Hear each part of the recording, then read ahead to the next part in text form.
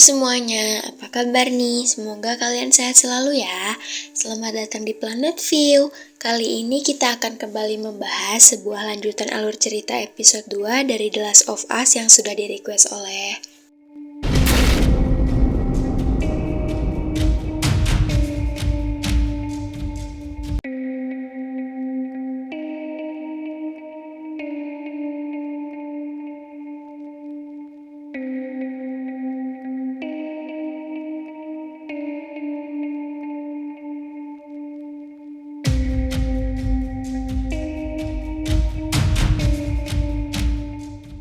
Gak usah lama-lama lagi, mari kita mulai.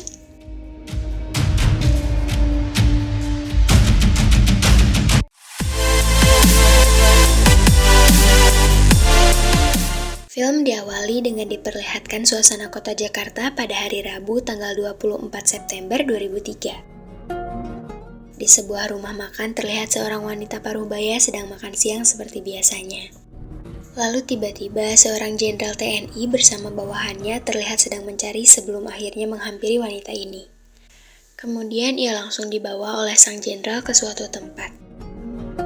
Di dalam mobil, sang jenderal bintang 3 ini memastikan kepada Bu Ratna, seorang profesor mikologi dari Universitas Indonesia, bahwa mereka tidak salah orang dan mereka akan membawanya karena ada sesuatu yang sangat genting sedang terjadi.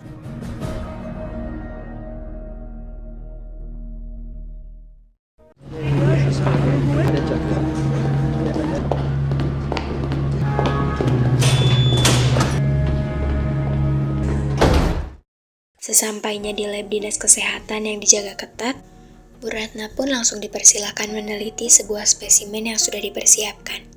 Di tengah situasi mencekam itu, Bu Ratna pun langsung melihatnya dan tak memerlukan waktu lama, Bu Ratna pun memastikan jika jamur ini memang jenis Ophiocordyceps.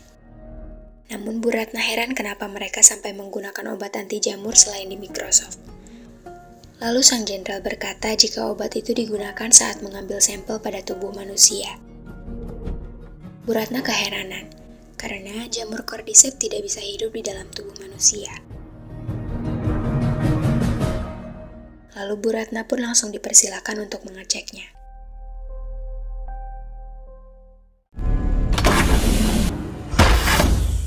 Dalam ruangan karantina, Bu Ratna dengan baju APD-nya langsung mengecek jasad yang sudah ditembak mati. Kaki kiri bagian bawah, Bu.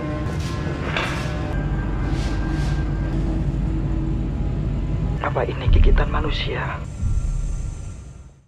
Dengan arahan jenderal, Bu Ratna langsung mengecek sebuah gigitan yang terlihat sudah bermutasi. Di tengah keheranannya, Bu Ratna pun bertanya apakah ini benar gigitan manusia.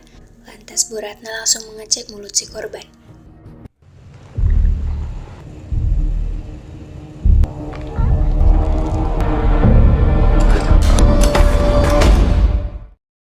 Betapa terkejutnya ia ketika mendapati kenyataan jika jamur cordyceps itu benar di dalam tubuh manusia.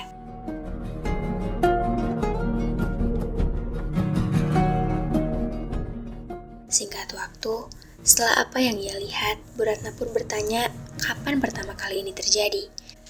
Lantas si jenderal memberitahu bahwa 30 jam yang lalu, di pabrik tepung dan gabah barat kota Jakarta, seorang wanita tiba-tiba melakukan tindak kekerasan dan sampai menggigit 3 orang pekerja lainnya.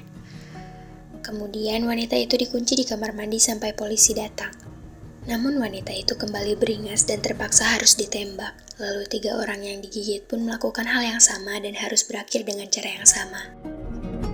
Akan tetapi, informasi pasien Zero masih belum diketahui dan bisa saja pasien Zero itu adalah wanita itu. Lantas Bu Ratna menanyakan kondisi para pekerja lainnya. Si jenderal pun menginformasikan jika 14 orang pekerja telah hilang entah kemana. Lantas si jenderal mengungkapkan alasannya membawa Bu Ratna, di mana ia menginginkan sebuah obat dan vaksin untuk mencegah penyebaran. Akan tetapi, Bu Ratna menegaskan jika selama dirinya hidup dalam profesinya, tidak ada obat dan vaksin untuk kasus jamur cordyceps. Lalu si jenderal bertanya apa yang harus dia lakukan. Bom, mulailah pengoboman. Bom seluruh kota dan seluruh orang yang ada di dalamnya. Apa ada yang bisa antar saya pulang? Tanpa diduga, Bu Ratna menginstruksikan untuk membombardir kota beserta orang-orangnya. Bu Ratna yang sudah putus asa hanya ingin pulang kepada keluarganya dan menghabiskan sisa hidupnya. Kemudian scene beralih di masa sekarang, di mana Ellie baru terbangun dari tidurnya setelah pelarian dari benteng pertahanan Fedra. Akan tetapi Ellie langsung disambut oleh Joel dengan tudungan senapan M4 karena masih menganggap jika Ellie terinfeksi. Namun dengan santainya Ellie kembali menjelaskan jika dirinya tidak terinfeksi. Bekas gigitan di tangannya pun sudah 3 minggu ini tidak memburuk. Di tengah keheranan Tess dan Joel, Ellie pun menjelaskan jika Marlin menemukannya sudah dalam keadaan tergigit. Tapi Marlin tidak menembaknya. Ia melakukan beberapa tes dan karantina untuk menunggu reaksi pada dirinya. Ellie tidak mengerti karena dirinya merasa sehat-sehat saja.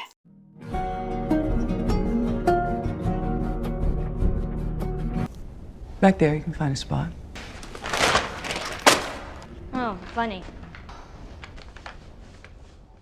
Di tengah rasa tak percaya, Tess pun mengungkapkan jika bisa saja Ellie benar-benar kebal terhadap jamur itu. Namun Joel yang sudah melewati banyak hal, jadi tidak percaya dengan hal itu. Menurutnya, cepat atau lambat Ellie pasti akan berubah menjadi monster. Joel pun menyarankan kepada Tess untuk membatalkan misinya dan kembali pada tembok, lalu mencari cara lain untuk mendapatkan suplai. Akan tetapi Tess yang optimis tetap bersikeras untuk melanjutkan misi ini. You hungry? Lalu sebelum melanjutkan perjalanan, Tess pun menyuruh Ellie untuk sarapan dulu.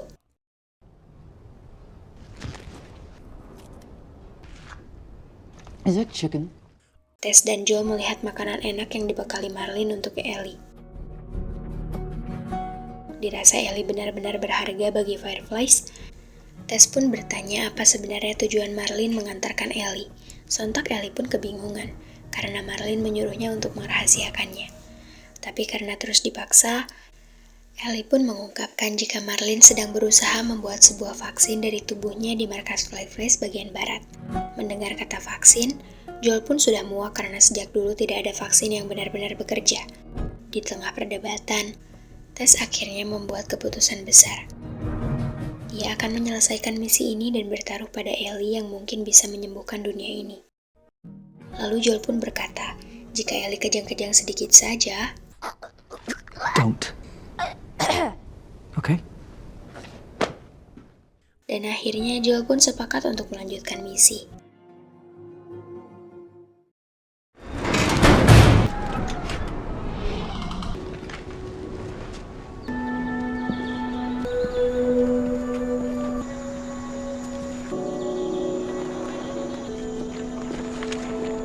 We should get moving. Moon. Is this where they bombed? They had to slow the spread somehow. Singkat waktu, perjalanan mereka pun terhenti oleh puing-puing gedung yang menutupi jalan. Namun sebisa mungkin mereka harus selalu menghindari masuk ke dalam bangunan. Alhasil mereka pun memilih jalan memutar untuk meminimalisir risiko. Where the fuck are they already? I didn't know last time. Di tengah perjalanan, Tess pun berbincang-bincang dengan Ellie terkait bagaimana Ellie bisa digigit. Lantas Ellie pun menceritakan bahwa ia tergigit karena ia memasuki gedung yang ditutup oleh aparat Fedra. Mendengar hal itu, Tess pun memuji Ellie sebagai anak yang pemberani di usianya yang baru menginjak 14 tahun. Sesampainya di tol, Ellie bertanya tentang jenis-jenis makhluk yang sering dikatakan oleh orang-orang. Di mana katanya ada jenis yang bisa melemparkan bom spora dan juga makhluk berkepala jamur yang bisa melihat ke dalam kegelapan seperti kelelawar. Sontak Joel dan Tess pun heran dengan pengetahuan yang dimiliki Ellie. What was that? Let's keep moving. Karena tidak ada jalan lain, mau tak mau mereka pun harus melewati bangunan hotel. Saat sedang melintasi bangunan air, dengan tingkah konyolnya Ellie yang tidak tahu rasanya menginap di hotel mulai berakting sebagai tamu sekaligus pelayan.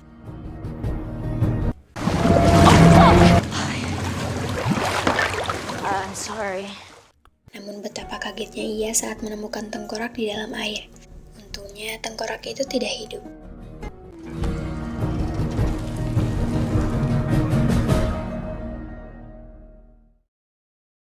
Beberapa saat kemudian, akhirnya mereka sampai di lantai 10, dan perjalanan mereka pun kembali terhenti akibat reruntuhan gedung. Karena pintu-pintu hotel terkunci dari dalam, Tess pun menyuruh Joel untuk membantunya naik supaya bisa mencari jalan untuk lewat. You good up there? Yeah. Setelah Tess pergi, Joel dan Ellie yang masih canggung pun mulai berbincang-bincang.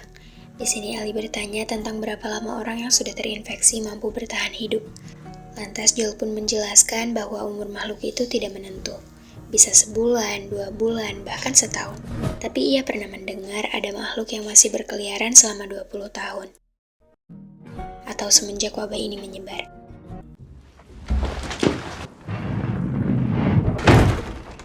Akhirnya Tess pun berhasil membuka jalan. Ia lalu mengajak Joel untuk melihat apa yang ia temukan.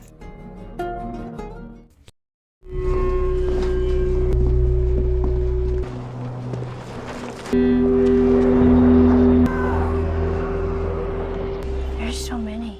Melihat banyaknya makhluk itu, Tess pun menjelaskan jika terakhir kali mereka kemari, makhluk-makhluk itu masih sedikit. Namun mungkin karena banyaknya orang yang mencari tempat perlindungan, tapi mereka malah terinfeksi dan membuat koloni makhluk semakin banyak. Melihat makhluk-makhluk itu serempak bergerak terkena cahaya matahari, Tess pun menjelaskan jika sebenarnya mereka semua terkoneksi. Tess pun menambahkan jika jamur-jamur yang tumbuh di tanah memiliki akar sepanjang 1,6 km. Dan jika kita menginjak cordyceps yang masih aktif, secara otomatis jamur itu akan memberikan sinyal dan menggiring makhluk-makhluk itu untuk menyerah ke lokasi kita menginjak jamur. Melihat banyaknya makhluk itu di jalanan yang akan mereka lalui, mau tak mau mereka pun harus mencari jalan yang lain. Akhirnya mereka sampai di depan museum yang masih banyak ditumbuhi oleh cordyceps. Tess pun menjelaskan jika di lantai atas akan ada jalan untuk bisa menyeberang.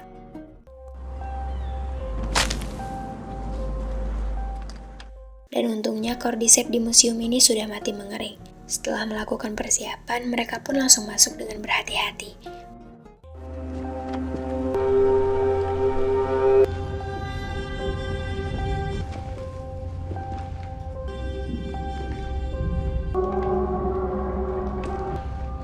Cooked.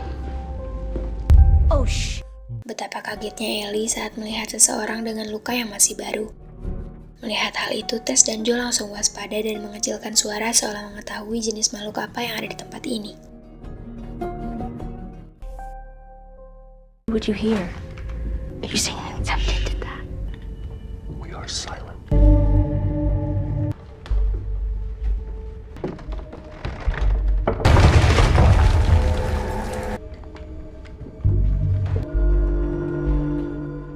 Ternyata di museum ini banyak sekali makhluk yang sudah dibakar dan mengering.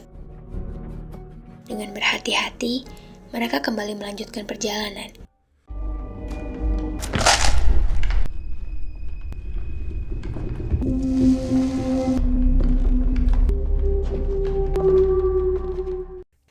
Dan akhirnya mereka sampai di lantai paling atas. Tapi tiba-tiba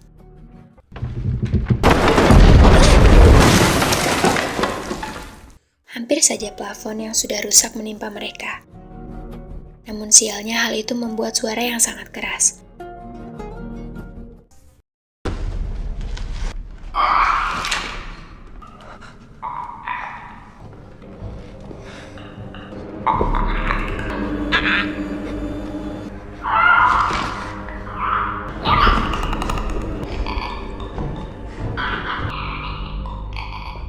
Di tengah ketegangan, dalam keheningan Joel pun mengisyaratkan jika makhluk ini mengandalkan pendengaran untuk menyerang.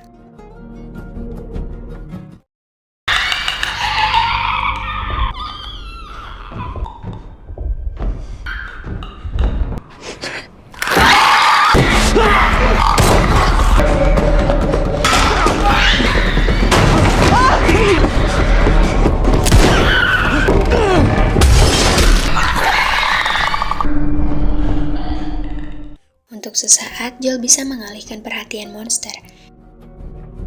Joel mencoba mereload pistolnya.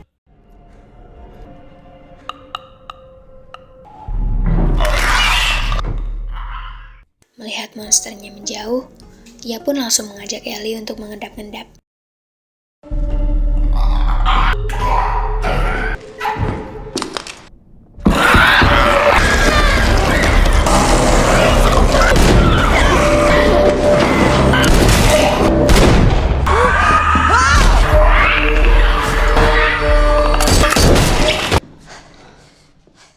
Meskipun dengan susah payah, tetapi akhirnya mereka mampu menghabisi 2 monster di tempat ini.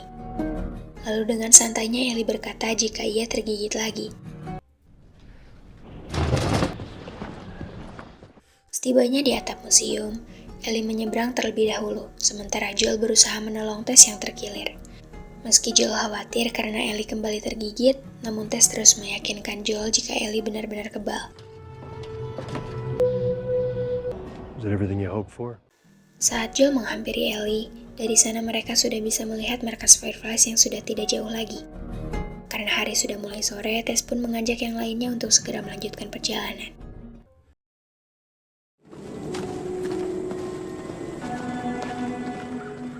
Sambil berjalan, Joel terus memperhatikan luka gigitan di tangan Ellie. Dan kini Joel pun mulai yakin jika Ellie benar-benar kebal.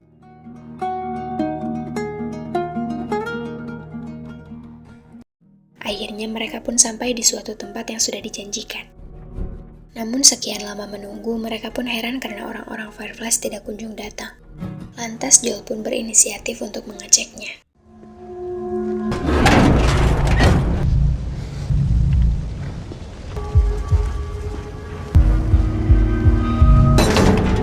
What's going on? I don't know. Sepertinya ada yang tidak beres pada anggota Fireflies di tempat ini. Lalu Tess yang penasaran langsung pergi mengecek ke dalam bangunan. I mean, there's gotta be a... Ternyata seluruh anggota Fireflies di tempat ini sudah tewas, bahkan salah satu di antara mereka pun terinfeksi. Melihat keadaan ini, Tess pun terlihat panik dan segera mencari petunjuk radio peta atau semacamnya, guna menyelamatkan Ellie, hingga Joel yang merasa misi ini telah gagal mengajak Tess untuk kembali saja. home! Joel dan Ellie kaget melihat Tess yang emosinya seperti tak terkendali. Hingga Ellie pun menyadari jika Tess telah terinfeksi. Show me.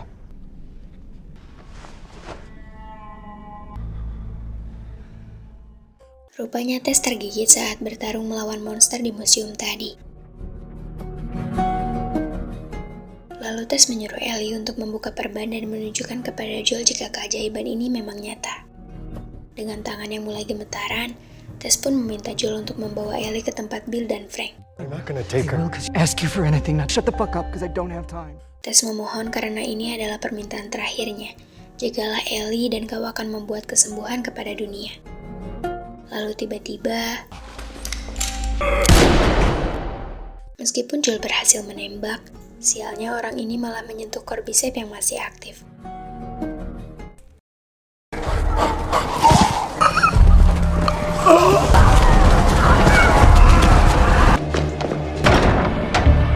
How many? All of them.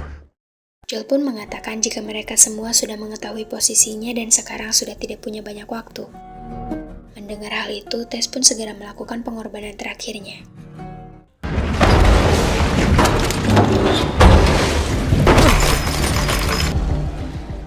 Setelah persiapan selesai, Tess pun memberikan pesan terakhir dengan berkata, "Selamatkanlah yang bisa kau selamatkan."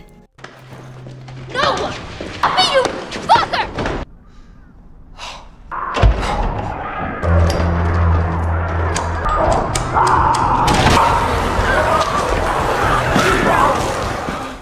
Saat Tess kesulitan menyalakan api, tiba-tiba salah satu monster menyadari keberadaan Tess yang sudah terinfeksi.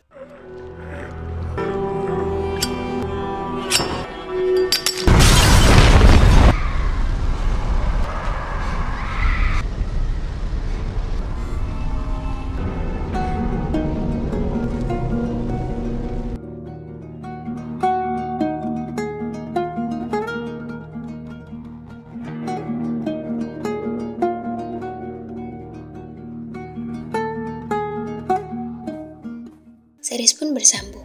Terima kasih yang sudah menonton video ini. Bagi kalian yang ingin cerita episode 3-nya, silahkan tulis di komentar ya. Sampai jumpa di video selanjutnya.